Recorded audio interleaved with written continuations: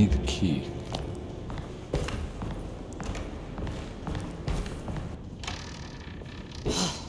Got to be around here somewhere. He wouldn't leave this house. I don't know what to think anymore. You run into that detective fella? Who is he? Can he be trusted? I think he one of the good guys. Well, you know, like us. Will he be all right with her coming? Praise the mother. You don't need to know about all that.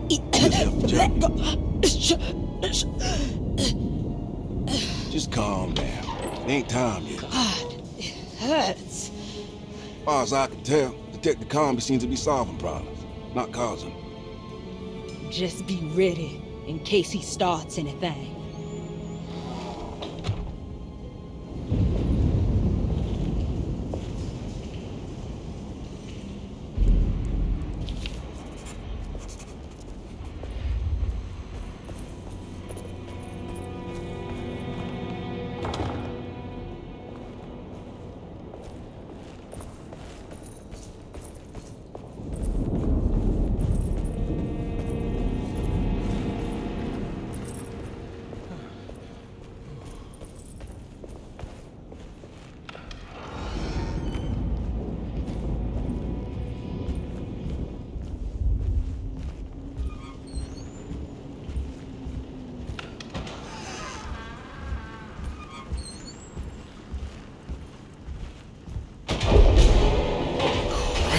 What the hell was that?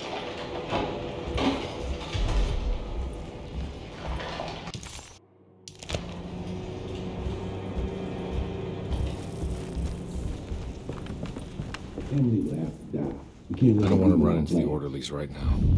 Not sure I can trust them.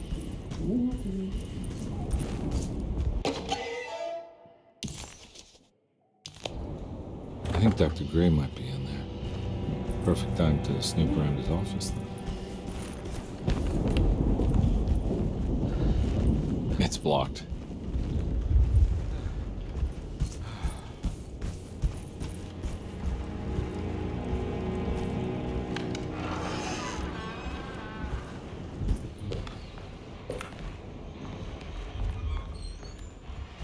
It's blocked.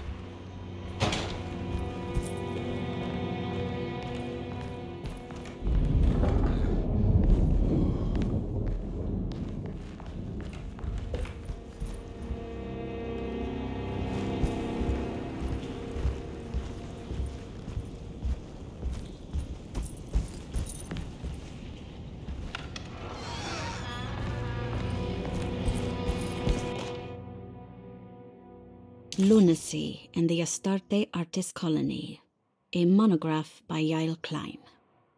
In early 1909, the old Derceto plantation outside of New Orleans was turned into an artist's colony.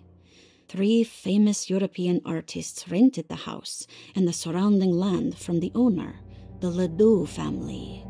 The colony was chiefly run by Sebastian Cortez, who was playfully dubbed the captain by his collaborators, William Arges and Heinrich Kassel. The colony existed for 6 years, until one day all 12 members disappeared without a trace. It is widely believed that their disappearance is connected to the disastrous hurricane that passed through on September 29, 1915, but nothing truly supports this claim. What is known is their frequent participation in New Orleans nightlife, their love for hosting parties, and their elaborate contributions to the Mardi Gras parades as the Pirates of Pontchartrain. Accounts of their lifestyle can be found in almost every gossip column. It can effectively be summed up as carefree and bohemian. In late June 1909, the name Astarte first appeared in the newspapers. Cortez said the name came to him as he was painting. There is never any claim to knowing about the ancient Phoenician fertility goddess with the same name before this time. His fellow colonist Heinrich Kassel did know, because he later produced sculptures that show clear references to ancient idols of the goddess. It's impossible to know for sure how this name suddenly made an appearance, but it is interesting because of Derceto's history.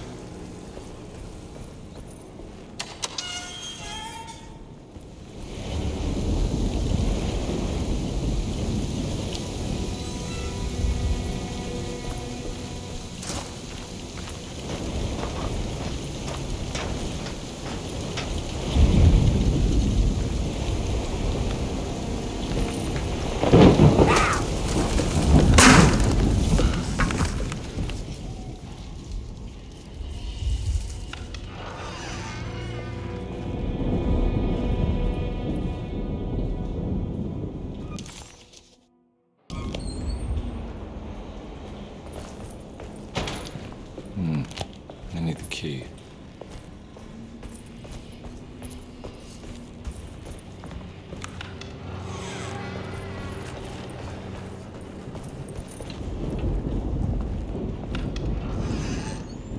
There must be a spare key to Dr. Gray's office in here somewhere.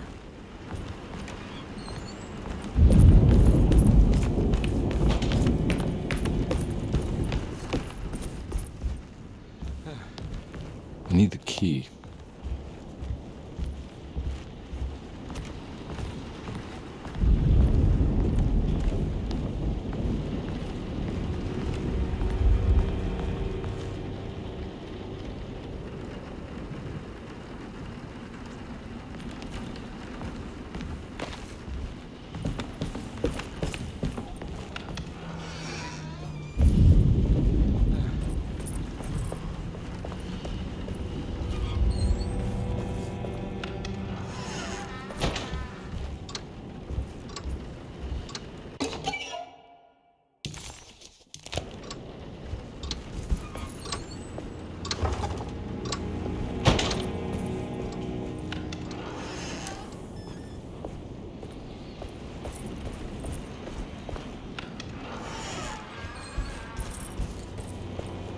I can't leave. I got a job to do.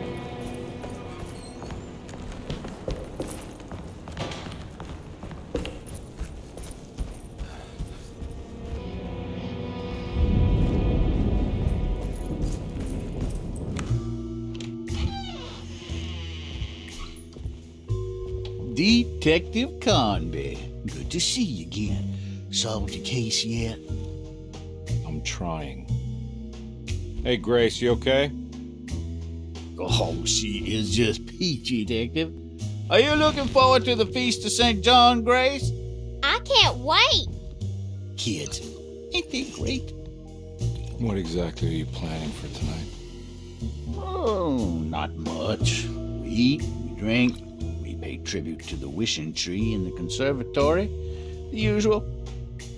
Then why all the excitement? There is just something about tonight, something that's different. I think we all feel it. Besides, we got ourselves some new words for the prayer thanks to your buddy Jeremy. She'll come and turn the world inside out, and things will begin again. That sounds strangely threatening. You should come.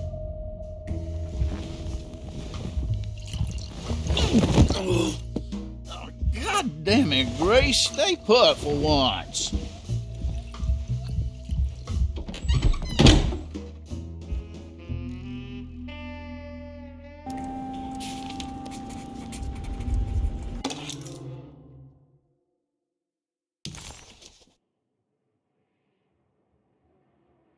Better hold on to these. Wouldn't want them to get lost.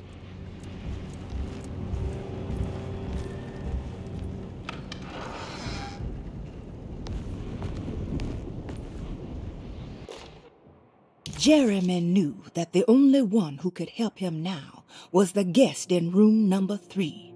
The room seemed to have been empty for so long. But that wasn't allowed to be true. The story needed to be different.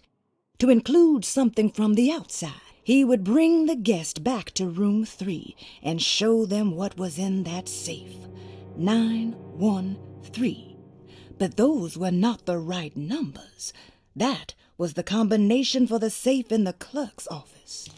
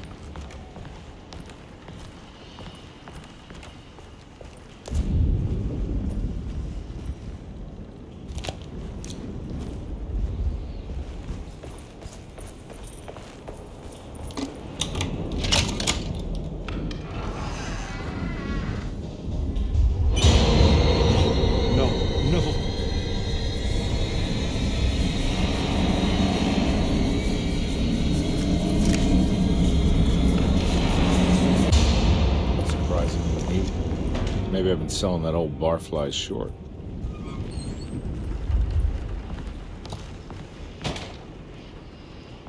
Sometimes I think this place makes me worse. That Derceto might be my grave. A coffin made of ostentatious architecture. A Taj Mahal for the drunken depressed. There's something about Derceto. Something about Dr. Gray. Like we all pretend that we're here to get better, when in fact we are here to be forgotten. Looks like McCarthy has something hidden inside.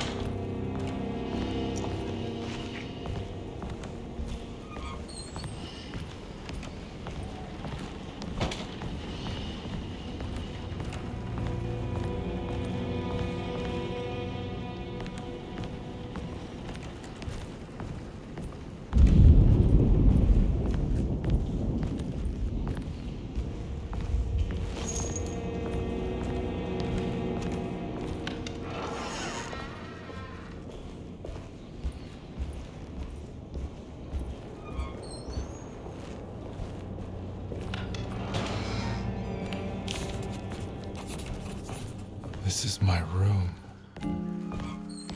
I belong here.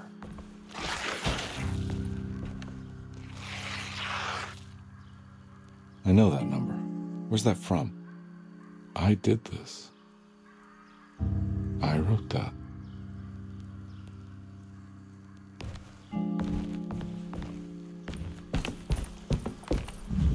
I know the combination. I carry it with me.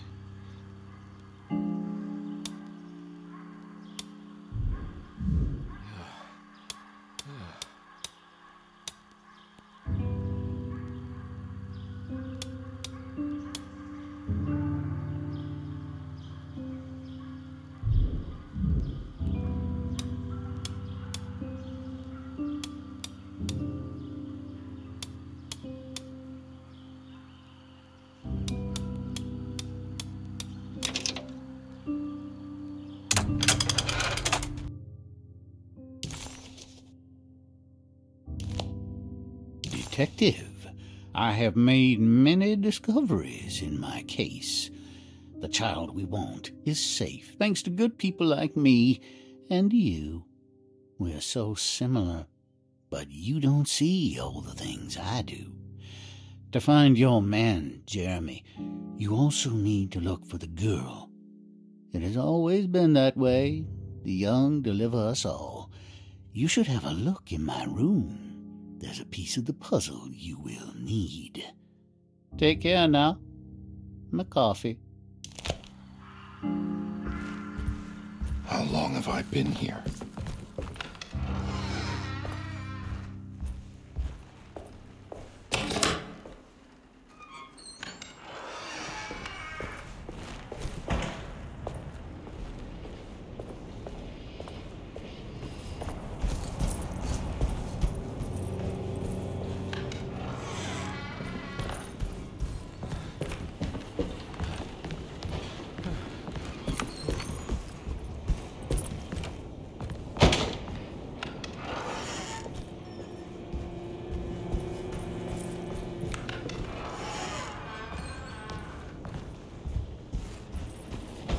Looks like McCarthy has something hidden inside.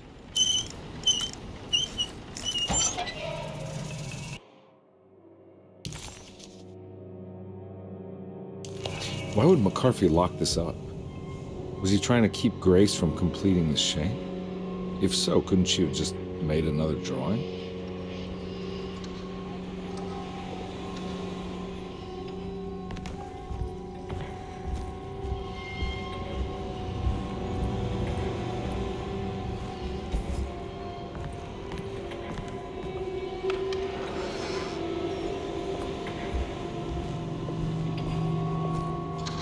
What the hell happened in here?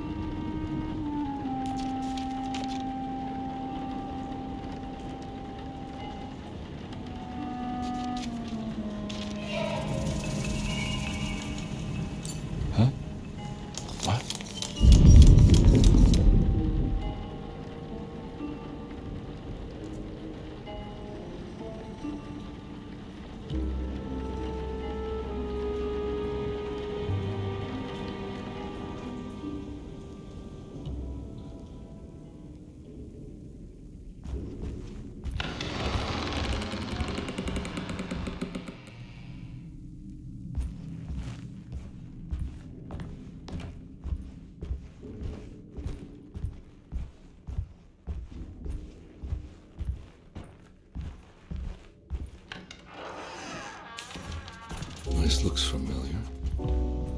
How am I back at the office? Jeremy's never... That's me, isn't it? How long has it been since I drowned myself in drink and depression? It all felt so peaceful, slipping away into oblivion. A welcoming, dark voice wrapped around my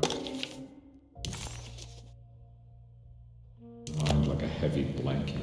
It turned off suddenly as I woke up from the sound of my office door closing shut. A messenger had left it. I think I need to figure out where I'm going first.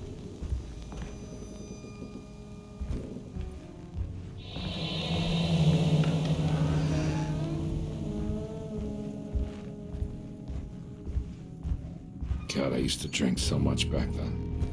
When was this exactly? What case was I working?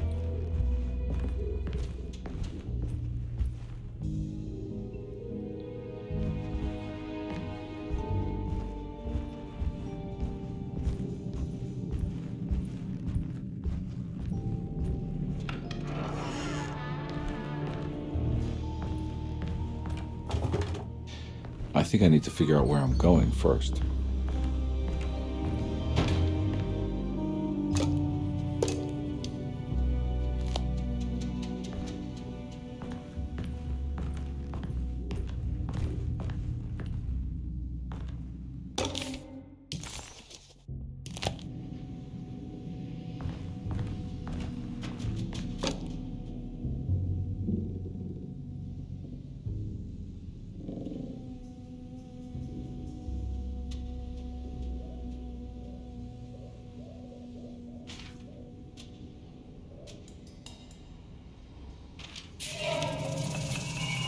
I remember this case.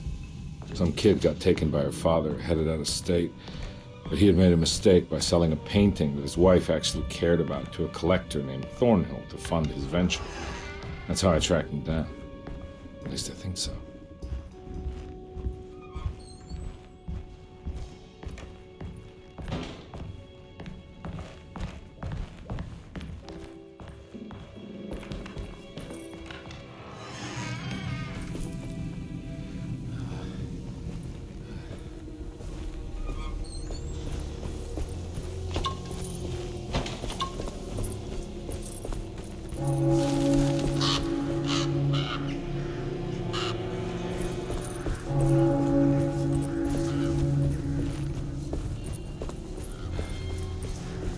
Thornhill wasn't a bad man, but he had principles keeping him from handing out information about his deals. So he needed some convincing.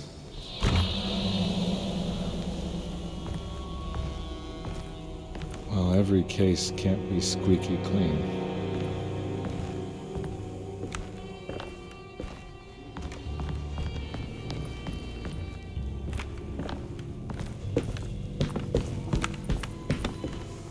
Mr. Saunders had sold a valuable painting to Thornhill, hoping the money would carry him to wherever he was going.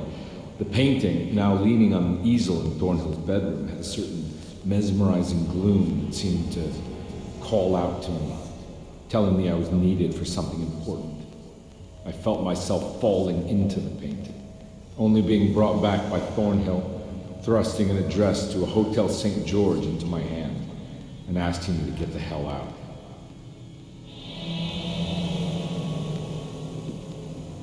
I don't remember this at all. I can't say it didn't happen.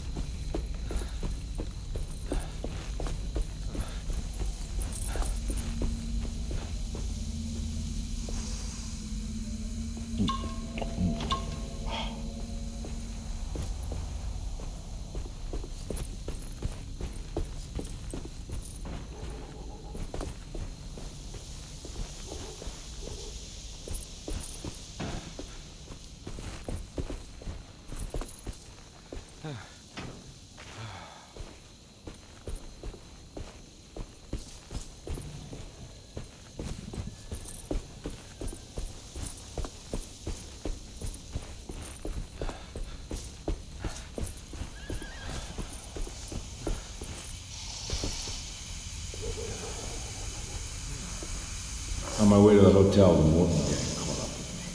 I owed them money, a lot of it. I can't remember what for. Probably some dumb gambling debt growing in size for each payment missed. I punched one of them out, and I sent the others packing. Just stupid. They went back.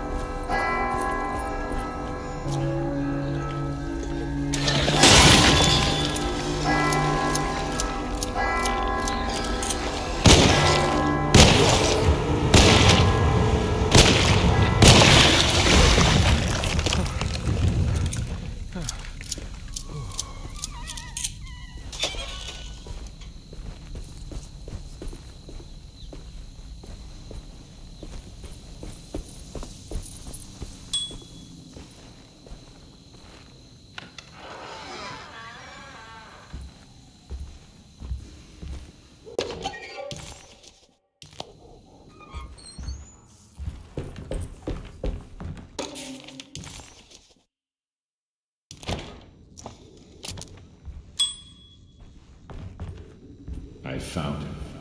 In the hotel ledger, I recognized the handwriting of the signature, Ted Stryker. It was him. I could feel it. It was the kidnapper I was hunting. I put on my knuckles and hurried up to his room.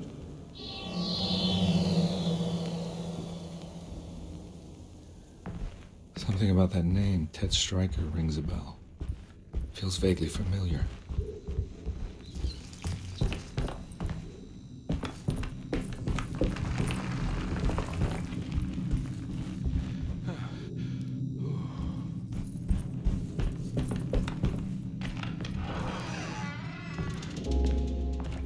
I recognize this room.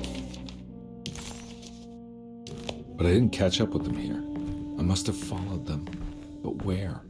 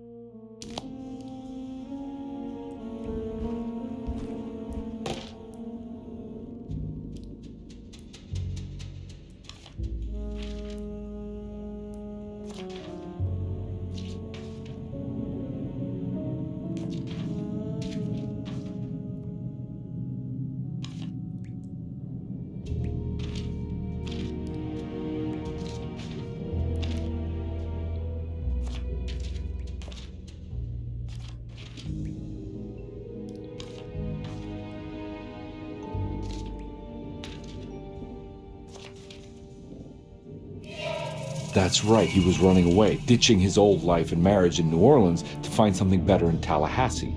And he took his daughter with him against the will of the mother. That's why she hired me. But I stopped him. I caught up with him at the Pearl River Bridge.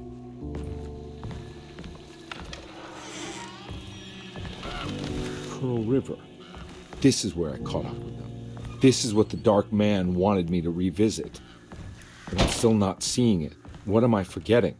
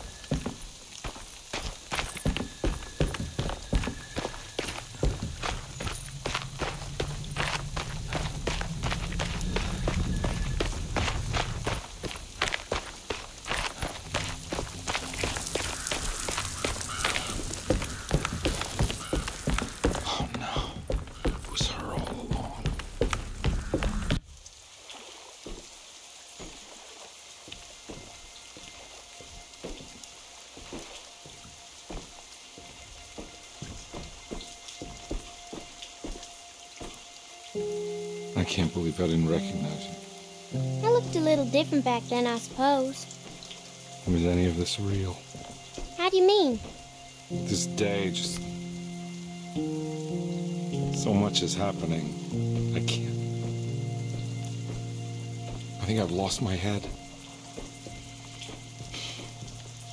Do you need me to apologize? I mean... I am sorry. I don't think I need to begin to explain. You're just a kid, Grace. I'm really sorry. I didn't mean for it to happen. Lies.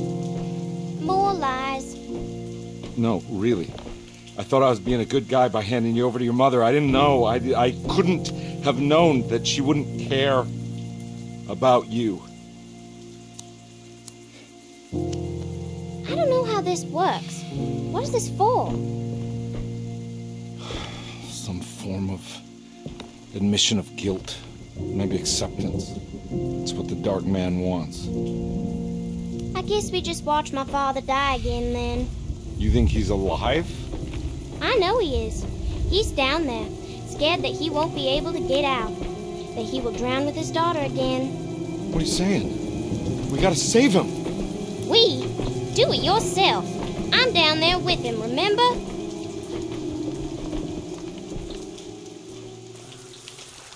Can I really save them? This all happened so long ago. I have to find a way to get down there. I have to see it with my own eyes. There was a boat at the house where I entered. If I can raise the bridge, I should be able to get to the car.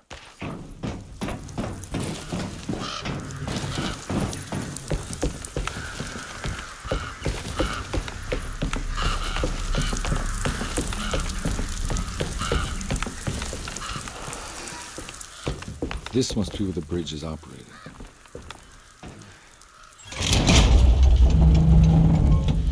Nothing's happening.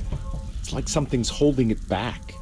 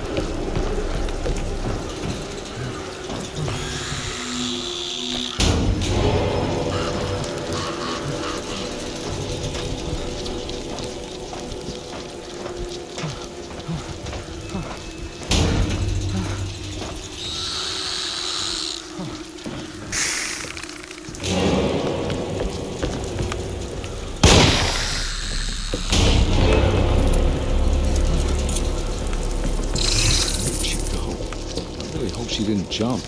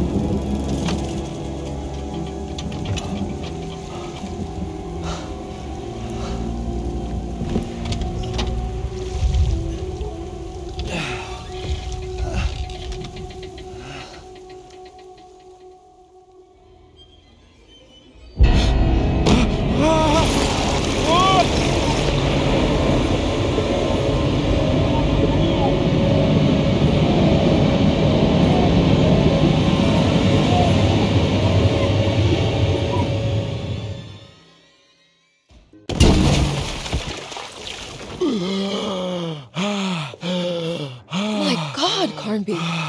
Are you okay? Don't leave me alone. What the hell have you been doing? What's going on here? Look at this mess! I'm sorry, Mrs. Thompson. Don't make me kick you out of this house. Now get out!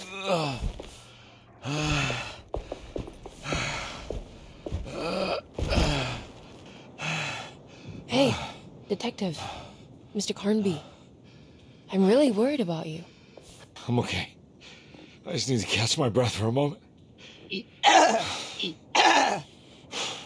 This place,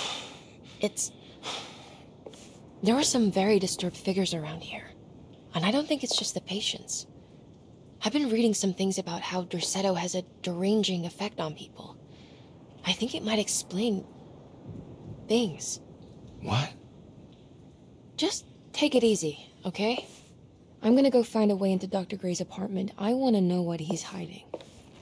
Emily, don't worry. I think I'm close. I'm gonna set everything right.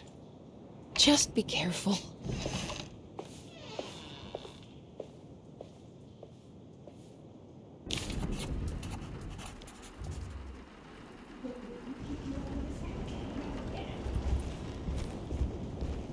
There's something missing.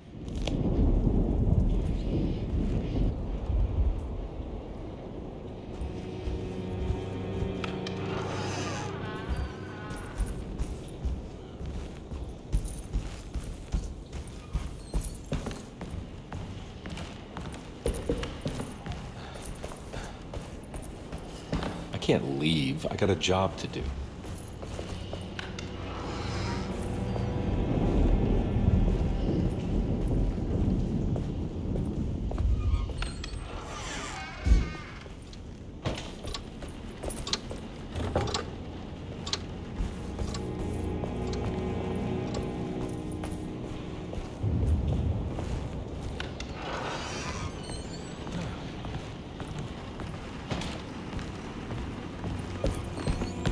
I have the combination for this.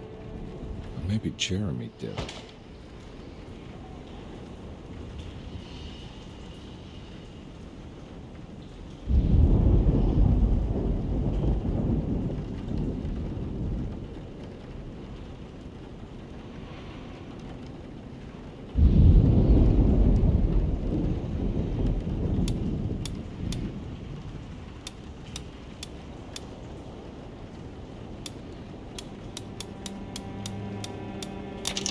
It worked.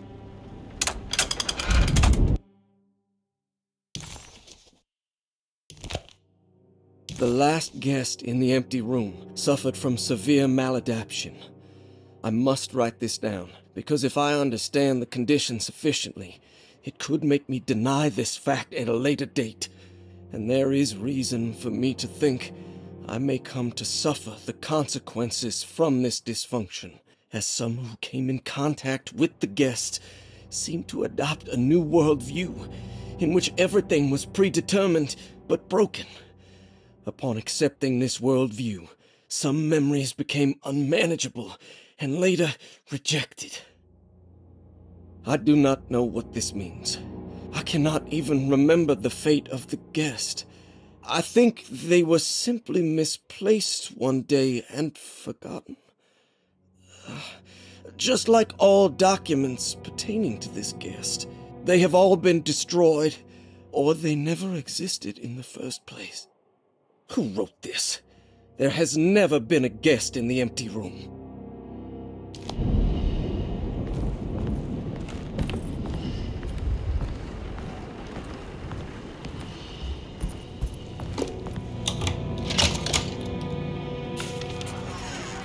Dr. Gray's office, all to myself. Let's see if... Dearest Dr. Manzetti, I find myself in a losing battle with my patient. As I've disclosed in my previous letter, his delusions have him completely captured. It's bad enough that he is torturing himself with paranoia, but his madness turns out to be quite persuasive to others, effectively laying the ground for mass delusion. I am writing to you in hope that you can give me some guidance. Beyond my ambition to avoid devastating surgery on my patient, I have grown worried about my own defenses. The words of my patient are deranged, yet they often resonate with something primitive within me. I have tried photographing his brain with X-rays. It was surprisingly difficult to get good results. Dark blotches on the plates kept obscuring all details. My patient looked at the bad plates and cried out in terror, telling me the dark areas was the shadow of the worm, eating him from inside. I could not see anything out of the ordinary. I hope this is a sign that my mind is not as receptive to the madness as I had feared. After further inquiry, my patient described the shadows inside his mind as some kind of chthonic monstrosity that wants to undermine his sanctuary. This is clearly a reference to a place he calls Teroea, a sort of library or convent that works as a psychological haven.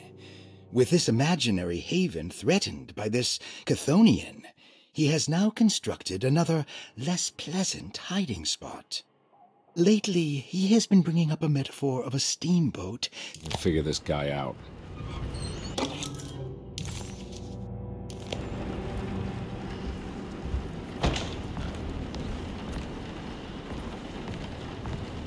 This is where McCoffee has hidden my favorite young. I have finished tidying up Miss Beauregard's belongings. I will leave it to you to contact her agent and have them collect her things. I found one of Grace's drawings she might want back, along with this key in her room, which I believe you've been looking for.